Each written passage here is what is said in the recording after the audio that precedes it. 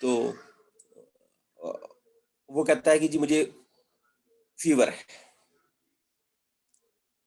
और आपने जैसे उसको फीवर सुना, तो आपने उसके मुँह में थर्मामीटर थमा दिया, और थर्मामीटर देखकर आपने कहा कि हाँ, हाँ, बिल्कुल आपको फीवर है। पर ये बात तो उसे भी पता थी, है ना? तो फीवर के बारे में अ, अकॉर्डिंग टू आयुर्वेद आप क्या जानते हैं? ये किसी भी व्याधि के बारे में। जैसे अगर कोई कहता है कि जी मेरे को खून गिरता है, या कोई कहता है कि भाई जी मेरे तो जो है त्वचा पर चकत्ते पड़ते हैं। तो हम किस तरीके से इवैल्यूएट करते हैं एज़ ए डॉक्टर? तो बात हमारी समझ में तब आनी चाहिए अच्छी तरीके से, जब एक डॉक्टर जो है वो पेशेंट को पूरी तरीके से अच्छी तरीके से समझता है कि भई हाँ, ये इस अवस्था में मेरे पास व्यक्ति जो है वो आया है। ठीक है ना? यानी कि अगर मान लीजिए कि अ, जैसे कि मान लीजिए कि अगर मैं कोई आयुर्वेदिक चिकित्सक ना होकर एलोपैथिक चिकित्सक हूँ, और मेरे पास कोई फ़ीवर का पेशेंट आया, तो मैं पैरासिटामोल दे दूँगा। ठीक है ना? अब जैसे कि आपने अभी कोविड का देखा होगा, तो मतलब पूरी मतलब ज़िंदगी इस सदी में सबसे ज़्यादा एजिथ्राल इसी समय में खाई गई होगी, और आज के बाद एजिथ्राल काम नहीं करेगी आने वाली पीढ़ियों में, क्योंकि इतनी लोगों ने एजिथ्राल खा ली। ठीक है ना? तो एजिथ्राल, जिंकोविट और विटामिन सी, और फिर भी कोई ठीक नहीं हुआ। मतलब कन्विंसिंगली कोई भी व्यक्ति ठीक नहीं हुआ। तो हम कैसे समझते हैं व्याधि को? कैसे समझते हैं उस मनुष्य की शारीरिक संरचना को और मानसिक स्थिति को? और किस तरीके से मैं तैयार हूँ अपने आप को ट्रीट करने के लिए, अपने आप को एज़ ए वैद्य चिकित्सा करने के लिए, ठीक है ना? अब मान लीजिए जैसे आप, अगर आपके पास भी जो आता है, तो लोग कहते हैं जी संजीवनी बटी दे दी मैंने जी। मैंने पूछा क्यों दे दीजिए आपने संजीवनी बटी? और कब तक देनी थी इसको संजीवनी बटी? अगर आपने पूछा कि अगर आपके पास वो 7 दिन बाद आया है, तो संजीवनी दी बटी देने की आपको आवश्यकता किस बात की है? अगर वो ये कह रहा है कि डॉक्टर साहब मुझे ताप बहुत अधिक होता है और साथ में जलन भी हो रही है, तो क्या त्रिभुवन कीर्ति रस दिया जा सकता है? किस अवस्था में मैंने उसको ब्रश करने को कहना है? किस अवस्था में मुझे उसको नहाने को कहना है? किस अवस्था में मुझे उसे दिन में सोने को कहना है? किस अवस्था में मुझे उसको मूँग का यूज़ कहना है? कहाँ पर मूली का यूज़ कहना है? खाना-पीना, दंत-मंजन, नहाना, सोना, खाना-पीना, हर एक की अवस्था से अगर मैं समझता हूँ, तो मैं वैद्य हूँ। अन्यथा मात्र दवाई है तो एक वो डिस्पेंसर भी दे देता है। मैंने देखा है कि जितने भी ये होते हैं ना क्लिनिकल वो मेडिकल वाले, तो ये खुद ही दे देते हैं दवा, और कई बार तो ये डॉक्टर की बात भी काट देते हैं। बोले नहीं जी ये ज़्यादा काम करेगी, मेरे को पता है। तो कैसे समझना है, मैं आज आपको एक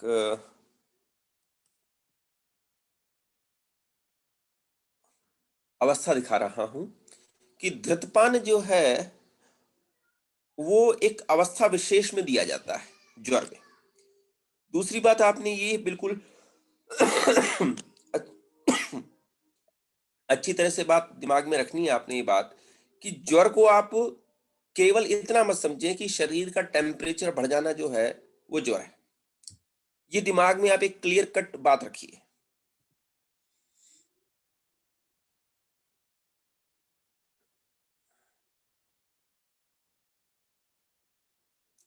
कषायपान पथ्या अन्नैः दशा इति लंघिते सर्पे दद्यात् कफे मंदे वातपित्तोत्तरे ज्वरे पक्वेषु दोषेषु अमृत तद्विषो अन्यथा न दशा। एक मिनट रुकना।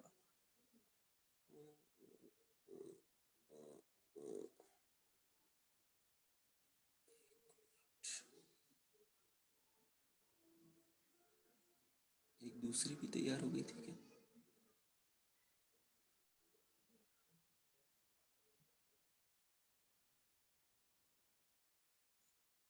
हम्म।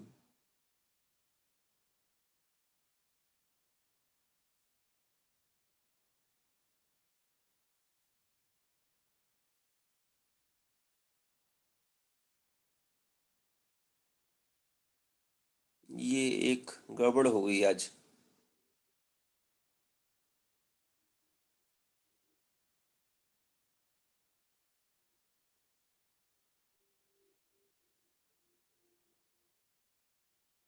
हम्म, क्या हुआ सर? वो है ना, स्लाइड्स जो थी वो सेव नहीं हुई, जो मैंने दोबारा बनाई थी। इसको देखूं। यस, रिकवर हो गई, ठीक है। देखिए,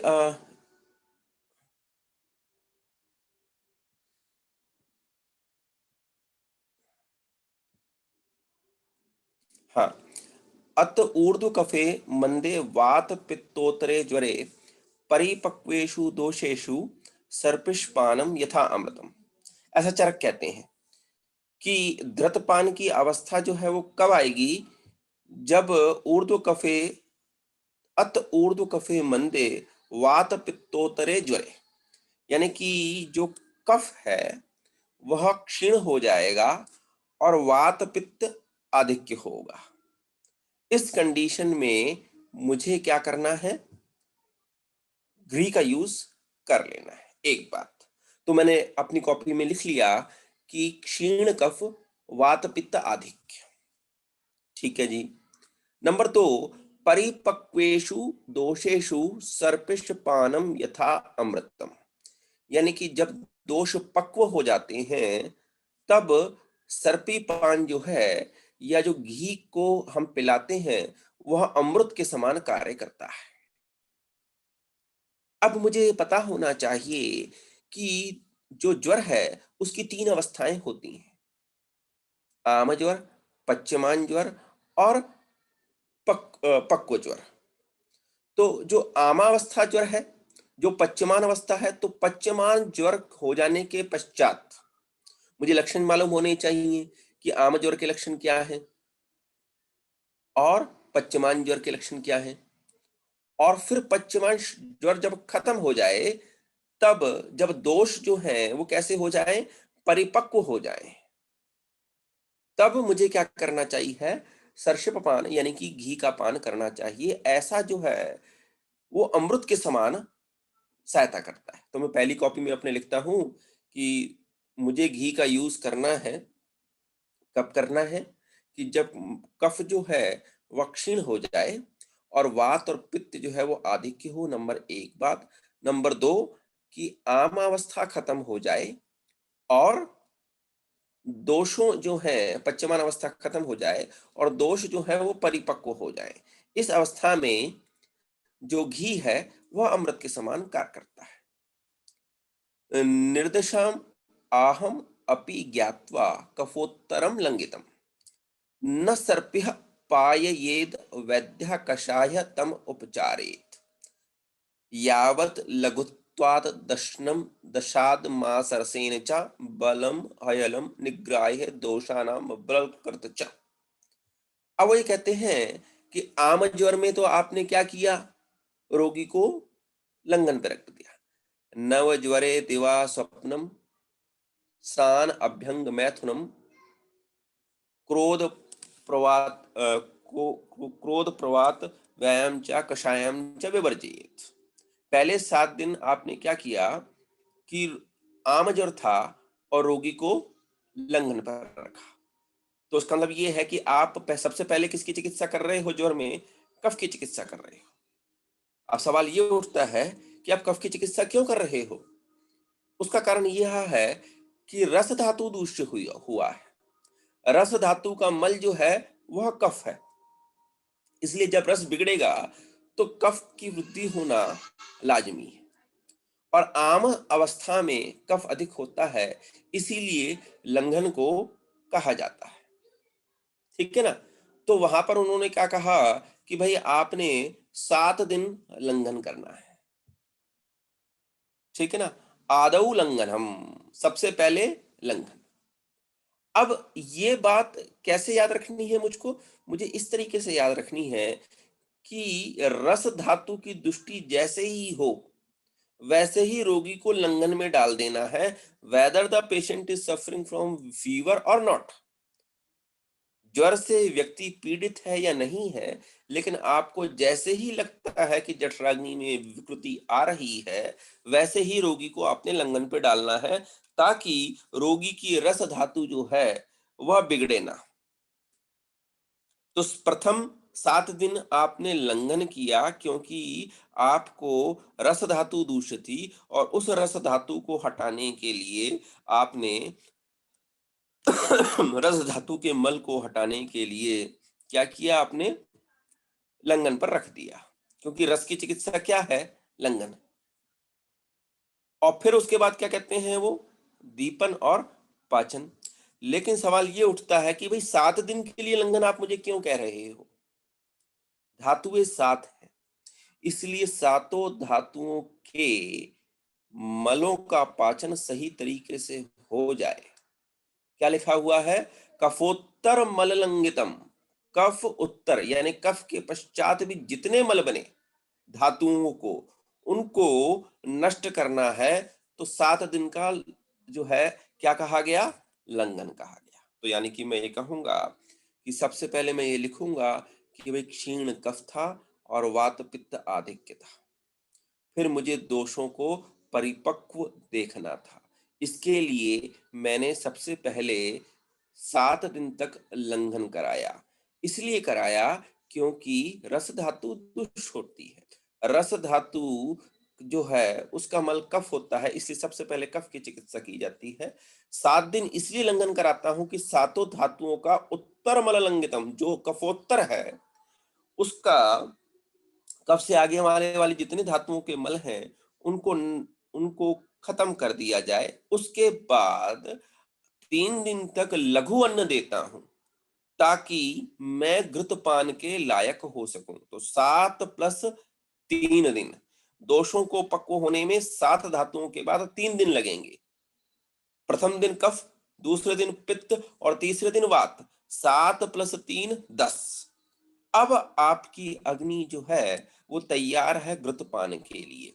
यावत् लघुत्वादर्शनम दद्यातमास रसेन च बलम हयलम निग्रहाय दोषानाम बलकृत चतत। यानी कि आपने दोषों को बल दे दिया और शरीर को बल दे दिया कि वह सर्पीय स्नेहपान के लायक हो सके। ठीक है जी, इतनी बात आपकी समझ में आ गई होगी, आशा है। जी सर। हाँ जी सर। ठीक है जी। अब दूसरी बात कि यहां पर अगर आप देखेंगे चरक और अष्टांग दोनों के मैंने श्लोक लिख रखे हैं, और उसमें ना आपने एक बात जो चरक ने तीसरी लाइन में लिख रखी है, रूक्षम तेजो ज्वरकरम तेजसा रूक्षितस्य च यह स्याद अनुबलो धातु स्नेहवद्य सच अनिला। अब देखिए, रूक्षम तेजो ज्वरकरम, अब इस बात को हमें गांठ बांध लेना है। रूक्षम तेजो ज्वरकरम, इसको गोला कर लीजिए और समझ लीजिए, क्योंकि यही बात यहां पर भी कही जाएगी। कहां पर, अष्टांग संग्रह के द्वारा भी। देखिए,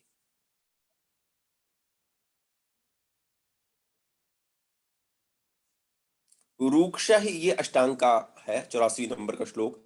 रूक्षम ही तेजो ज्वरकृत तेजसा रूक्षितस्य च वमन स्वेद काल अंबु कषाय लघु भोजने यह स्याद अति बलो धातु सहचारी सदा गति तस्य संशमनम सर्पिह दीप्ति स्वय अंबु वेशमना। ठीक है, अब इसको थोड़ा सा हम एनालिसिस करते हैं।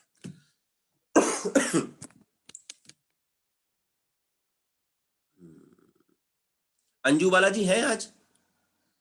Yes sir. अब देखिए, रूक्ष और तेज। अब ये जो तेज है यह क्या है, यह है ऊष्मा। ठीक है ना, और यह जो ऊष्मा है, तो वाग्भट्ट ये कहते हैं कि ऊष्मा जो है वो बिना पित्त के नहीं होती। बस ठीक है जी। फिर और वो ये कहते हैं कि बिना पित्त के ऊष्मा नहीं होती, और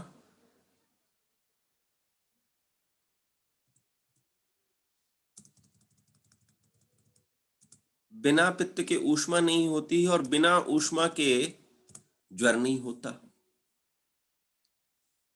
ये बात थोड़ी समझनी होगी। रूक्ष तेजो ज्वर करम। अब तेज माने हीट, ऊष्मा, और यह ऊष्मा जो है पित्ताद्रते, बिना पित्त के नहीं हो सकती, पित्ताद्रते नास्ति। और ज्वर नास्ति ऊष्माद्रते, और ज्वर के बिना, ऊष्मा के बिना ज्वर नहीं हो सकता। तो अब मुझे ये समझना है कि भाई आप, ये बात तो ठीक है कि यहां तक तो मुझे समझ में आ रहा है, लेकिन पित्त के गुण तो आप कहते हो स स्नेहम उष्णम। अब ये जो ऊष्मा है, यह तो पित्त का तो गुण है सस्नेह और उष्मण, लेकिन यहां पर क्या कह रहे हो आप मुझे कि रूक्षा तेजो ज्वर करम। तो इसका मतलब ये है कि ये जो स्निग्ध गुण है ये समाप्त हो जाता है और उसकी जगह क्या आ जाता है, रूक्ष गुण आ जाता है। और उनको उसने कैसे समझाया, उसने ऐसे समझाया हमको उदाहरण से कि जिस प्रकार से ग्रीष्म ऋतु में लू चलती है और हमारे शरीर को संताप करता है, उसी प्रकार से यह रूक्ष वायु इस ऊष्मा के साथ घूमकर हमारे शरीर में संताप को उत्पन्न करती है। लाइक ग्रीष्म ऋतु, लाइक समर सीजन।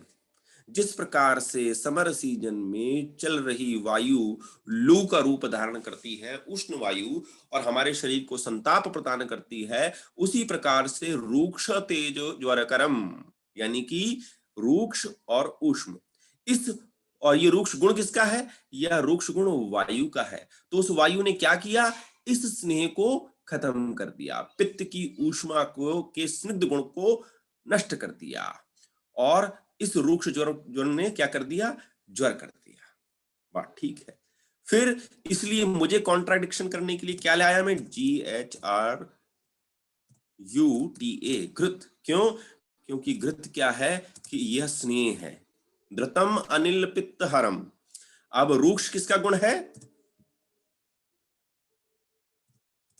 वायु का, वायु का, वात का। वात वात और पित्त। घृत का क्या है, अनिल पित्त हरम। हरम।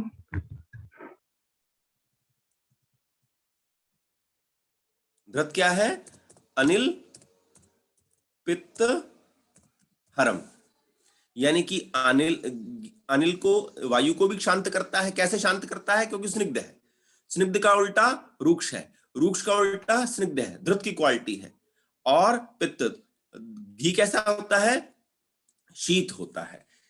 यानी कि धृत की दो क्वालिटी हम काम में लेते हैं। कैसे काम में लेते हैं कि धृत जो होता है वो स्निग्ध होता है और शीत होता है। तो जो रूक्ष ऊष्मा ज्वरकरम ऐसा कहा गया है, वहां पर घी जो है वो क्यों काम कर रहा है, क्योंकि उसमें स्निग्ध और शीत गुण दोनों है। समझ में आई बात आपके? हाँ जी सर। हाँ जी सर। Yes sir. किसी को कोई शक व शुबा? No sir. ठीक है ना। तो यानी कि मैंने जस्टिफाई किया कि भाई जो मैं घी ले रहा हूं वो अमृत के समान इसलिए कार्य कर रहा है क्योंकि समान वायु और पाचक पित्त। क्यों कह रहा हूं, क्योंकि मुझे मालूम है रूक्ष गुण वायु तो है, लेकिन कौन सी वायु है, समान, क्योंकि समान का गुण क्या है, रूक्ष, और पाचक पित्त क्या है, ऊष्म। तो समान वायु और पाचक पित्त की दृष्टि से क्या होता है, मिथ्या आहार विहाराभ्याम दोष हय अमाशय आश्रया मिथ्या आहार विहार करने से विकृत दोष अमाशय में आश्रित होकर बहिर्निरस्य कोष्ठाग्निम ज्वरदा स्यु रसानुगः। यह समान वायु जो होती है वह पाचक पित्त को बिगाड़ देती है, जिसके कारण यह रस दूषित होकर उस अग्नि के साथ मिलकर संपूर्ण शरीर में संचरण कर ज्वर की उत्पत्ति करता है। Is it clear to you? सर समान वायु से थोड़ा दोबारा से समझाएंगे लास्ट वाला देखिए, पॉइंट। तत्र रूक्षो लघु शीतम, ऐसा श्लोक है वात का 57 नंबर का वात का श्लोक। चलो अथ विशदखर। तत्र रूक्षो लघु शीतम सूक्ष्म चलो अथ विशदाखरः। मैंने आपको बताया था कि रूक्ष गुण जो है वो समान वायु को रिप्रेजेंट करता है, हाँ जी बताया सर। था। हाँ जी हाँ जी। और जो उष्ण गुण है वो पाचक पित्त को प्रदर्शित करता है। ठीक है जी। हाँ जी। अब हमने यहाँ पर पहले तो क्या कहा, ये हम अंदर चले गए, ठीक है ना। यानी कि अब हम कहाँ चले गए कि तेज ऊष्मा ज्वर कर्म को समझने के लिए हमने इस पूरे सारे गणित को समझा पहले तो। क्योंकि सवाल तो ये था ना कि रूक्ष ऊष्मा ज्वर कर्म कैसे हो गया, क्योंकि ऊष्मा जो है वो तो पित्त है, बिना पित्त के ऊष्मा हो नहीं सकती। और पित्त जो बिना ऊष्मा के ज्वर नहीं हो सकता। अब रूक्ष ऊष्मा ज्वर कर्म कैसे हो गया कि जो पित्त का स्नेह गुण था, यानी कि द्रव जो सांसिधिक गुण है पित्त का, उसको हटा दिया गया किसके द्वारा, इस रूक्ष गुण के द्वारा। तो क्या बन गया, रूक्ष ऊष्मा। कैसे बन गया, जिस प्रकार से गर्मी में लू चलती है उसी प्रकार से रूक्ष ऊष्मा शरीर में संताप को उत्पन्न करती है। फिर क्या करेंगे, हम वहां पर एसी में रहते हैं, यहां पर वो एक वो बता रहे हैं घृत अनिल पित्तहरम। घृत कैसा है, घृत कैसा है, स्नेह स्निग्ध है और शीत है। स्निग्ध के द्वारा वह वायु को काउंटर करता है, समान वायु को काउंटर करता है, और शीत के द्वारा पाचक पित्त को काउंटर करता है। अब ठीक है सर। नहीं आया समझ में क्या रजनी जी, बताइए एक बार फिर से। नहीं सर, आ गया सर, समान आ वायु गया, का आ गया। आ गया, वो स्निग्ध और शीत। हाँ जी सर, आ गया समझ, बिल्कुल आ गया। Thank you sir. और कोई आगे चलूं कि नहीं? हाँ जी sir. Okay, go ahead. Yes sir. जी सर। Yes sir. ठीक है, तो पित्त जो है वो दो प्रकार का होता है, सद्रव पित्त और निद्रव, है ना।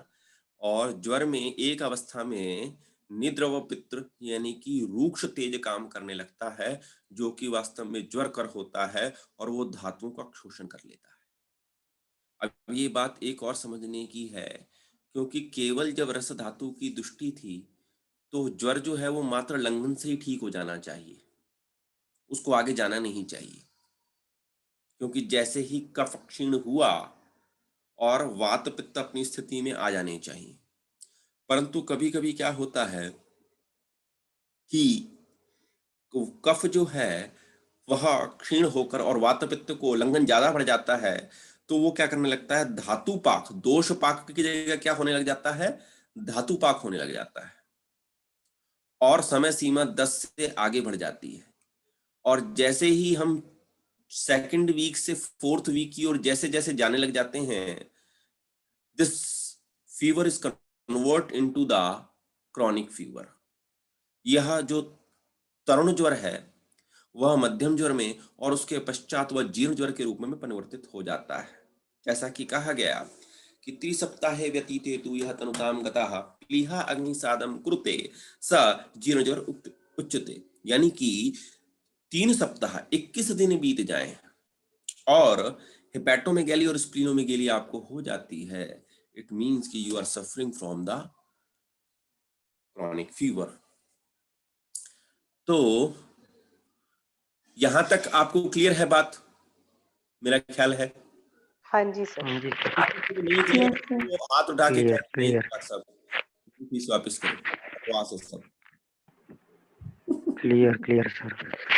क्लियर है, ठीक है, राजू भाई ने कह दिया तो भाई मान लिया अपन ने। अब देखिए, ये देखिए, अब है ना, फिर मैंने ना जब ये देखा तो फिर मैंने बहुत ध्यान से देखा कि यार ये जो ज्वर है, जो ये जीर्ण ज्वर में ही बताया गया, ठीक है ना। जीर्ण ज्वर की चिकित्सा में क्या बताया गया? घी बताया गया। क्यों? क्योंकि वहां पर कफ क्षीण हो रहा है। क्यों हो रहा है? क्योंकि आपने लंघन दे दिया, लेकिन आपने लंघन इतना ज्यादा दे दिया कि कफ जो है वो तो क्षीण हो गया और वात पित्त बढ़ गया, जिसके कारण धातुपाक की स्थिति आ गई और जीर्ण ज्वर होने लग गया। अब जीर्ण ज्वर में अगर आप देखेंगे तो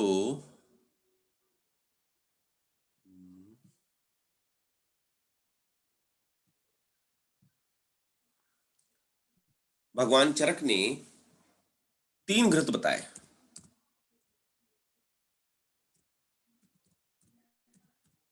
पिपल्यादि घृत,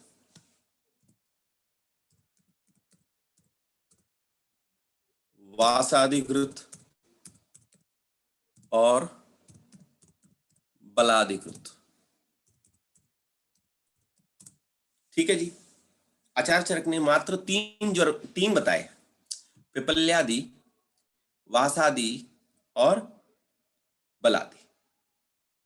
सबसे पहले हम देखते हैं पिपल्यादि घृत। पिपल्य चंदन मुस्तम उशीरम कटुरोहिणी कलिंग कलिंग कलिंगक कलिंगक ताम्लकी सारिवा अतिविषा स्थिरा द्राक्षा आम्लक बिल्वानी त्रायमाणा निदग्धिका। पिपली है, चंदन है, मुस्ता है, उशीर है, कटुरोहिणी है, कुटज है, भुई आंवला यानी कि ताम्लकी है, सारिवा है, मुस्ता है और स्थिरा है, द्राक्षा है, आंवला है, बिल्व है, त्रायमाना है और कंटकारी है। इन सभी को सिद्ध करके जो घृत बनाया गया वह सद्यो जीर्ण ज्वरम उपहति। ठीक है जी।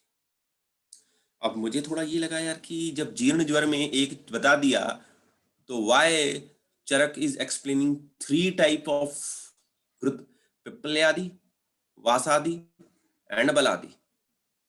तो थोड़ा सा बार बार देखा इसको, बार बार क्या है क्या है। और क्षयम कासम शिरम शूलम पार्श्वशूलम हलीमकम अंसतापम अग्निम च विषम सन्नछयति। ठीक है। और इसको देखें हम बलादि को भी, क्षयम कासम शिरम शूलम पार्श्वशूलम संतापनत। गुण दोनों के समान है। अरे भाई, पिप्पल्यादि क्षयम कासम शिरम शूलम पार्श्वशूलम हलीमकम, क्षयम कासम शिरम शूलम पार्श्वशूलम संतापनुत। थोड़ा सा ही, मतलब थोड़ा भी 19-20 का भी अंतर नहीं रख रहे हैं, तो फिर इसको देने की आवश्यकता क्या है? बहुत देर तक सोचा। फिर मैंने डॉक्टर हिमानी शर्मा जी को फोन किया, परंतु उन्होंने फोन उठाया नहीं और मुझे हकाल दिया। फिर मैंने डॉक्टर कमल जी को फोन किया, तो मैंने उनसे कहा कि भाई मुझे है ना आप वो दीजिए, द्रव्य गुण की वो जो थी, क्या थी, ऐप। तो उन्होंने मुझे वो बताया कि जी मेरे पास वो ऐप तो नहीं है, वो एवीपी की ऐप है। पर उससे भी काम नहीं बना, क्योंकि बात कुछ समझ से आ नहीं रही थी। परंतु फिर भी द्रव्य गुण का बहुत अध्ययन करने के बाद आचार्य चरक को, क्योंकि चरक के ऊपर तो अविश्वास करना माने नास्तिक होना है ना। मतलब वो भगवान कह रहे हैं तो कुछ ना कुछ तो सही, मतलब वो है तो सही, पर क्या चक्कर है। तो जब मैंने पिप्पल्यादि को देखा तो पिप्पल्यादि का जो रस था दैट इज कटु। ठीक है सर। फिर उसके पश्चात जो उसका वीर था, पिपल्यादि का पूरा बता रहा हूं मैं, टोटल, वह था उष्ण। फिर उसके पश्चात क्योंकि ये कटु विपाक और उष्ण वीर बन गया, तो जो उसका गुण बनेगा वो बनेगा वात कफ हर। ठीक है जी, बात समझ में आ गई। फिर मैंने वासा का देखा। वासा का जो देखा तो इसका रस था तिक्त, और वीर जो था वो था शीत। और जब मैंने देखा कि कटु विपाक और शीत वीर्य है, इसका मतलब है कि ये क्या होगी, कटु विपाक है और शीत वीर्य है, इसका मतलब यह कफ पित्त हर होगी। और फिर बलादिघृत को देखा मैंने। बलादिघृत जो था, वो जो था दैट इज इसका रस जो था वो था मधुर, और वीर था शीत। इसका मतलब यह किसको शांत कर रहा है, वात पित्त। पित्त। यानी कि चरक ने क्या किया कि इनको वात कफ कफ पित्त जो कॉम्बिनेशन बन रहा था जीर्ण ज्वर में, कहां पर स्थिति उत्तर होगी उसमें, तो उस स्थिति के आधार पर उसने पिप्पल्यादि, वसादि और बलादिघृत का चयन किया। ठीक है ना। सबसे ऊपर भाग में यानी कफ के स्थान में पिप्पल्यादि, पच्यमानय अवस्था में वासादि और वात अवस्था में बलादि। फिर मैंने कहा यार एक बार फिर से देखते हैं। फिर देखा तो क्षय कासम क्षराशूलम पार्श्वशूलम हलीमिकम अंश तापम अग्नि च विषम सन्निच्छेति।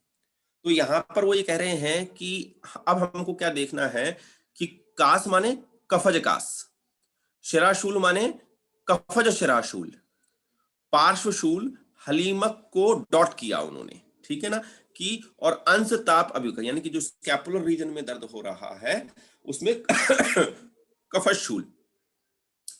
फिर बलादी में तो पित्तज कास, पैत्तिक शिराशूल, पैत्तिक पार्श्वशूल और संताप जो है, क्योंकि ज्वर है तो दोनों में संताप की स्थिति उत्पन्न हो रही है। ठीक है जी, ये क्लियर आपको समझाने में मैं सफल रहा कि नहीं? जी सर। Yes sir. जी sir. Hello. Yes sir, yes sir. हाँ ठीक जी है। सर। हाँ अब जी ये सर। पिप्पल्यादि, वासादि और बलादि, अब ये मैं समझ गया कि क्रमशः कफ पित्त और वात को जीतने के लिए जीर्ण ज्वर में जहां पर जिस स्थान पर अटैक हो रहा है उसके आधार पर उसको, क्योंकि जीर्ण ज्वर तो हो रहा है ठीक है, लेकिन जो दोष दोष समूर्छना होगी वो तो कैसे होगी, वो तो जहां पर खवैगुण्य होगा और वहां पर होगी। तो चरक ने क्या किया कि जो ऊष्मा संचरित होकर कहां पर अटैक कर रही है वहां पर पकड़ लेंगे, पिप्पल्यादि, वासादि, बलादि, कफ पित्त और वात। और मेरी बात समझ में आ गई कि मैंने कहा यार वाह बहुत अच्छी बात है।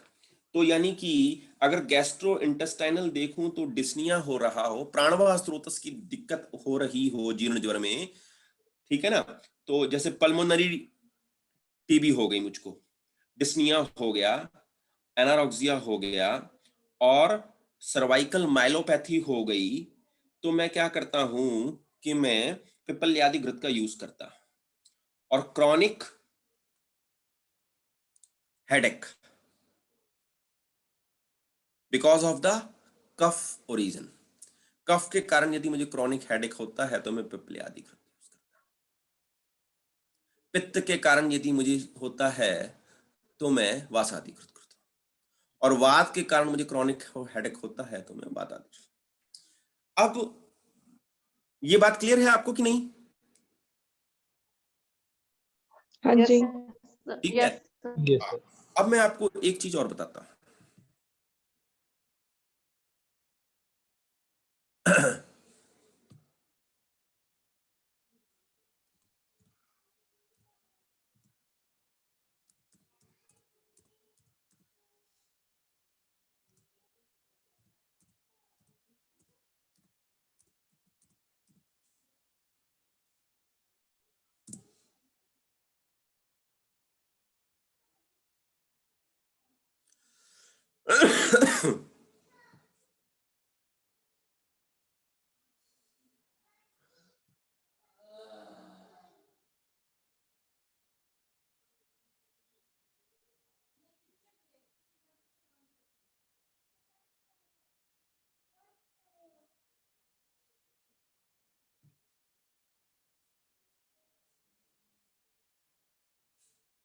ये स्क्रीन शेयर हो रही है आपको? हाँ जी। Yes sir. हो रही है? तो मेरे जी, पास सर। एक पेशेंट आया और उसने मुझे कहा, मतलब आप हमारे पास पेशेंट कैसे आते हैं कि भाई वो तो लेकर ही आते हैं, तो he told me that he is suffering from infectious mononucleosis. और मैंने क्या किया कि उसको पिपल्यादि घृत दिया ओनली।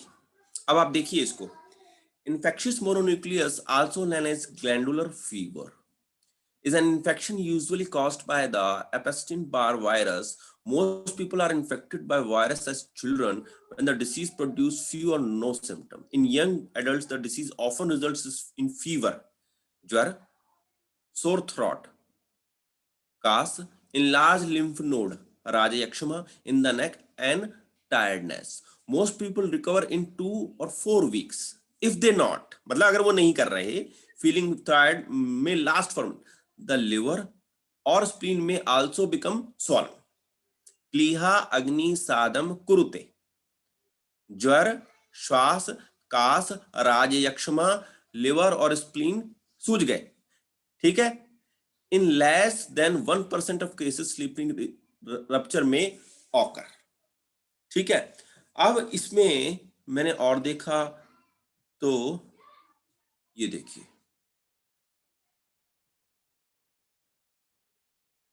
ये स्क्रीन शेयर हो रही है क्या आपको? Yes sir. हाँ जी, जी, जी। सर। हाँ जी सर। अब ये देखिए, वो क्या कहते हैं, सेंट्रल में फटीग हुआ, मेलाइज हुआ, लॉस ऑफ हेडेक हो, प्राणवायु दुष्टि हुई, आलोचक पित्त की दुष्टि हुई, सोरनेस, रेडनेस थ्रोट में आया, tonsil, reddening, swelling, white patches हो गए, रेस्पिरेटरी में कफ हो गया, चिल्स, फीवर, एचेस, अंग मर्द हो गया, स्प्लीन इनलार्जमेंट हो गई, एब्डोमिनल पेन हो गया, गैस्ट्रिक नौसिया हो गया और लिम्फ नोड में स्वेलिंग थी। यानी कि अगर आपको याजक्षमा है तो लिम्फ नोड में स्वेलिंग हो जाएगी and you are prone for the viral infection. और प्राणवायु स्रोतस पर एकदम अटैक होता है, जिसके फलस्वरूप क्या होता है कि आपको राजयक्षमा हो जाता है, शराशूल, मेलाइज, हेडेक वगैरह आपको हो जाता है, जिसके फलस्वरूप आपको दिखने में थोड़ी सी दिक्कत हो जाती है और आपकी जो स्प्लीन है इट इज आल्सो स्वेलेंड। और ये जो आप देख रहे हैं ये क्या है, या क्या है, दैट इज द एक्सुटिव फेरेंजाइटिस, ऐसा भी दिखाई देगा। ठीक है ना, कि जो है फेरेंजाइटिस हुआ रखा है और ये रैशेस आ गए हैं, ये पेरिफेरल स्मीयर में है और यहाँ पर आपको दिखाई दे रहा है कि स्प्लीनोमेगाली हो गई। That is the clear cut picture of the जीर्ण ज्वर। पढ़िए एक बार अगर आपके पास हो जीर्ण ज्वर का लास्ट हो तो।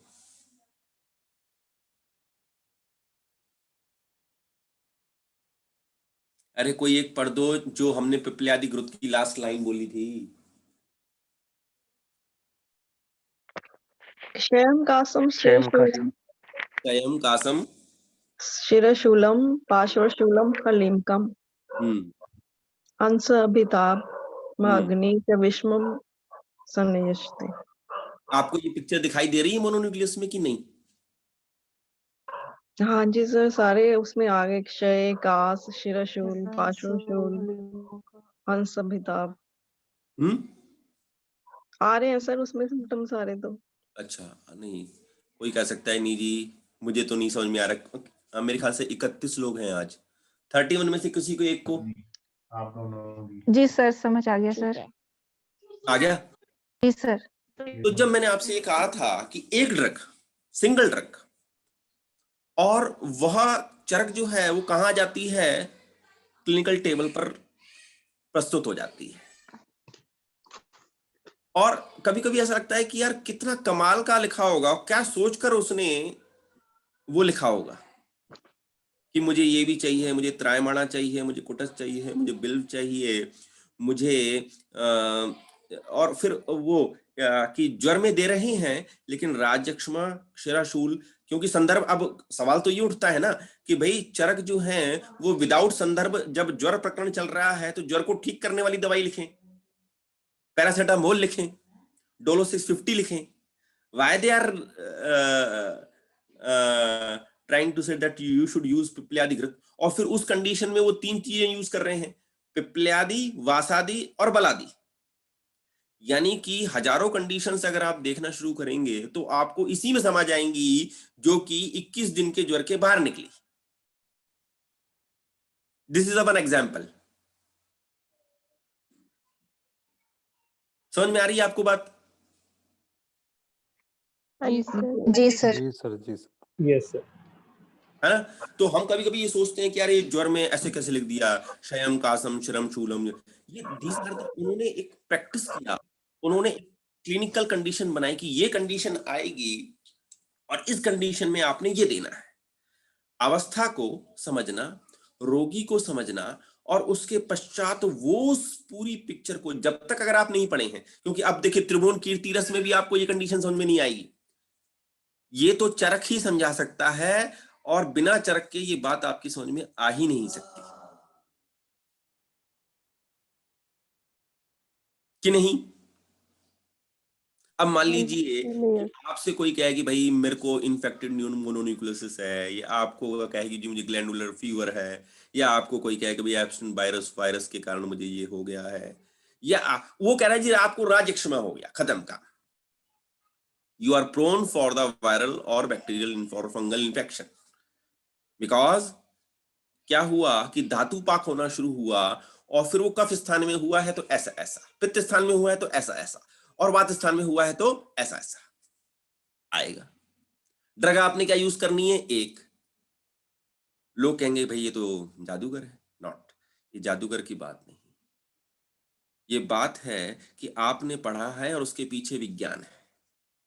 आप उस चीज को देख लीजिए कि किस तरीके से वो क्लिनिकल कंडीशन बनाई होगी और किस तरीके से उतनी दवाओं को लिया होगा, और फिर घृत ही लिया, तेल नहीं लिया, चूर्ण नहीं लिया, कुछ नहीं लिया। तो that is the greatness of our संहिता। आई बात समझ में आपके? हाँ जी यस सर। सर। हाँ जी sir. Yes sir. Yes sir. Prince Sharma ji, कहाँ रहते हो आजकल तुम?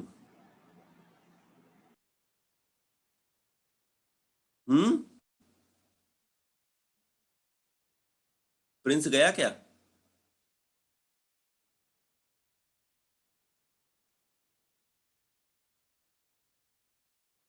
प्रिंस है नहीं, है ना? प्रिंस है सर। कहाँ है फिर? बोल क्यों नहीं रहा?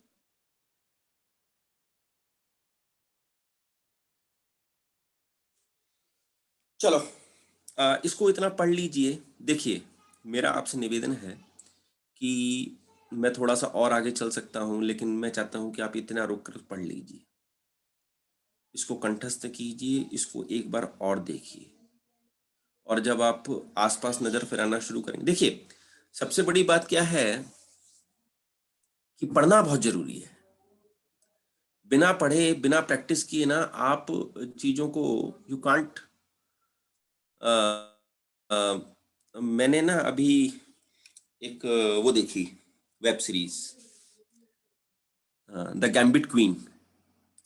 तो उसमें एक लड़की जो थी वो शतरंज की बहुत अच्छी खिलाड़ी थी, पर वो क्या करती थी कि वो लगातार अभ्यास करती थी और नंबर 2 की किताबें खूब पढ़ती थी, और उसमें केसेस दिए हुए होते थे, उसमें अच्छे दिए होते। आदमी पढ़ते पढ़ते पढ़ते आदमी खुल जाता है, और तब नजर में। अब देखिए, मान लीजिए अगर आप कर भी रहे हैं, मान लीजिए आप कहते हैं जी, कई लोग कहते हैं कि भाई नहीं जी प्रैक्टिस किया कर। अरे जो प्रैक्टिस देते आज आप सुदर्शन चूर्ण 10 साल पहले भी दे रहे थे, और 10 साल बाद भी आप सुदर्शन चूर्ण नहीं दे रहे हो, आपको पता तो कुछ है नहीं, है ना?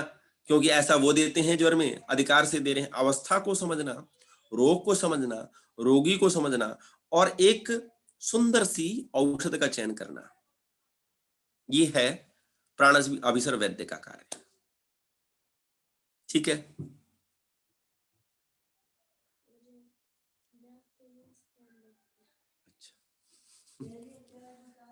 रोली जी कुछ कहना चाह रही हैं? सर वो आपने काफी अच्छा एक्सप्लेन किया सर, लेकिन ना यहाँ पे फीवर के जब पेशेंट आते हैं मेरे पास, तो और लोगों को मैं इतना इंस्पायर नहीं कर पाती लंघन के लिए इवन, लेकिन मैंने जब से पढ़ा है तो मैं लंघन नहीं करती हूँ, मैं पैरासीटामोल नहीं लेती। तो लंघन से और ये षडंग पानी वगैरह इन सब से ही ठीक हो जाती, इवन सुदर्शन चूर्ण की भी जरूरत नहीं पड़ती। तो सर ये अवस्था का सच में आप सही कह रहे हैं सर, लेकिन वो दूसरों को ना लंघन ज्वर में वो लोग मानते ही नहीं है, मतलब मेरे साथ ऐसा होता है। सर इसमें हम ऐसा काम भी कर सकते हैं, पेशेंट को बोल सकते हैं कि जब आपको भूख लगे तब खाना खाइए, नहीं तो मत खाना खाइए। That also makes sometime good result sir. हाँ नहीं, हम तो पता है क्या करते हैं, 10 प्रकार का लंघन है ना। 10 प्रकार का लंघन पता है कौन सा है? यस सर, चतुष्प्रकार संस्कृति पिपासा मारुतात्पो पाचन अन्य उपवासाचा व्यायाम चेति लंघनम। तो आप क्या करो, चतुष्प्रकार संशुद्धि यानी संशोधन हम नहीं करते, हम क्या कर रहे हैं, पिपासा मारुत आतप, आप उसको धूप में बैठने को कह सकते हो, आप उसको भूखा मत छोड़िए। आप क्या कीजिए, आप उसको मूंग की छिलके की दाल पर पत्थर पे रख दीजिए और बोले तेरे को जितनी भूख लगे ना तू उतनी खा लेना, जब भूख लगे तब खाना, पर खाना क्या, मूंग की छिलके की दाल। सर मैं यही बोलती हूँ, इवन ये भी धूप बोलती में हूँ, जैसे बैठना, डॉक्टर साहब ने कहा ना कि जब भूख लगे तभी खाना है, ये भी एक्सप्लेन करती हूँ। धूप बट सर में बैठना है, पसीना आना चाहिए, व्यायाम करना चाहिए, 3 से 4 किलोमीटर पैदल चलना चाहिए, लेटना नहीं, ज्यादा चिंतन नहीं करना, लगे रहो बस। जब आप अच्छी तरीके से एक्सप्लेन करते हैं तो आपका कॉन्फिडेंस देख के, आपकी आंखों में जो कॉन्फिडेंस है उसको देख के बिल्कुल जो है वो रोगी मंत्रमुग्ध हो जाएगा, बोले इलाज कराऊंगा तो मैं आपसे ही। मैंने तो अपने जीवन में कई बार ऐसा भी देखा है, लोगों का इतना ट्रस्ट देखा है कि एक कैंसर का पेशेंट था, लेडी थी, शी केम फ्रॉम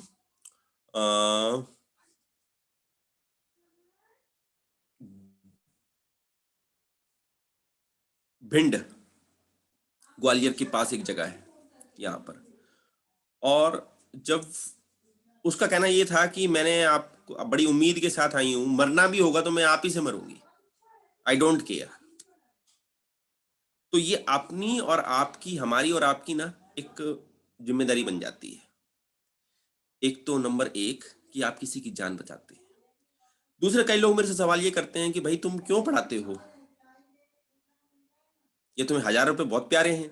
मैंने कहा देखिए ऐसा है कि देखिए, मैं जब किसी को ठीक करता हूं तो मैं केवल एक को ठीक करता हूं, और मेरे गुरु भी यही कहा करते थे कि अगर आप ऐसे 20 या 30 लोग तैयार करते हैं जो कि अगले 30 लोगों को ठीक करते हैं, इट्स मीन्स कि you same time you are doing, क्या कर रहे हैं आप कि ऐसे प्राणाभिसर वैद्य तैयार कर रहे हैं जो कि आगे लोगों को ठीक करेंगे। ठीक है ना। तो अध्ययन, अध्यापन और संभाषा, विमान स्थान में चरक ने ज्ञान वृद्धि के 3 उपाय बताए हैं, पढ़ लो, पढ़ा लो और संभाषा कर लो।